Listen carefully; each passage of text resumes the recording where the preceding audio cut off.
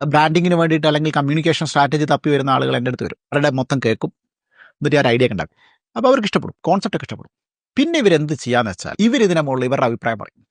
ആ കണ്ടന്റ് കുറച്ച് വലുതാക്ക്, ഈ കളർ പച്ചയാക്കിയാലോ, ഈ ലോഗോ മുകളിൽ വെച്ചാലോ. ഇത് പണ്ട് ഒഗ്ലി പറഞ്ഞ പോലെയാ, ഇവള് വീട്ടിൽ പട്ടീനെ വാങ്ങുന്നതിനാ കള്ളം വരുമ്പോൾ കുറയ്ക്കാൻ. നമ്മൾ പട്ടീനെ വാങ്ങി കൂട്ടിലിട്ടിട്ട് നമ്മൾ തന്നെ കുറയ്ക്കും.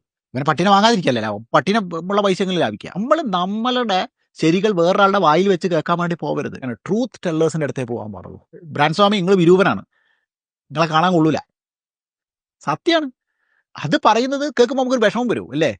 നിങ്ങൾ സുന്ദരനല്ലാതെ കേൾക്കുമ്പോൾ ഒരു സങ്കടം വരും. നിങ്ങളൊരു എക്സ്പേർട്ടിൻ്റെ അടുത്ത് ചെന്നിട്ട് അയാൾ പറയുന്നത് നിങ്ങൾക്ക് സന്തോഷമുള്ള കാര്യമായിക്കൊണ്ടൊന്നും നിർബന്ധമൊന്നുമില്ല, അങ്ങനെ ഉറപ്പൊന്നും പറയാൻ പറ്റില്ല. അയാളൊരു എക്സ്പേർട്ടാണ്, അയാൾ നോക്കുമ്പോൾ നിങ്ങളുടെ അടുത്ത് കുറേ പ്രശ്നങ്ങളുണ്ട്. He may tell you in open and he will tell you this are the changes that is required. അല്ലെങ്കിൽ എന്ത് ചെയ്യുക, അയാളുടെ അടുത്ത് പോവാതിരിക്കുക. അയാളെ പിടിച്ചൊരു കസേരയിൽ ഇരുത്തിയിട്ട് അയാളോട് നിങ്ങൾക്ക് ആഗ്രഹമുള്ള അയാൾ ചെയ്യണം എന്ന് പറയുന്ന പരിപാടി നിർത്തിക്കഴിഞ്ഞാൽ നിങ്ങൾക്ക് ഗ്രോത്ത് ഉണ്ടാവും.